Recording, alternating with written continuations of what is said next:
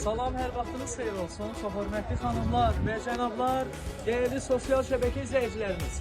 2026-cı ilin ən maraqlı, ən möhtəşəm, ən təntənəli toylarının birinə Quran Şadlıq Sarayında Bəhruz Bəyin Məhəbbət adlı izdivacına değerli sazmenimiz Kənan Etibaroğlu ilə birlikdə, eləcə də nömrə 1 piyanoçumuz Elçin Rəşidoğlu ilə birlikdə dəvət almışıq, değerli qonaqlar.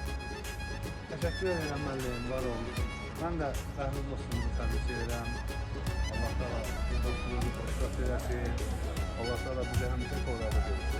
Sağ olun, Salam müəllim, xoş gəlmişsiniz. Sağ olun, dəvət edirəm. Sizə xoş gəlmişsiniz. İnşallah Bəhruz qardaş, Allah səni xoşbəxt eləsin. Bütün süvarlarımız sənət olsun. İnşallah möhtəşəm bir toyunuz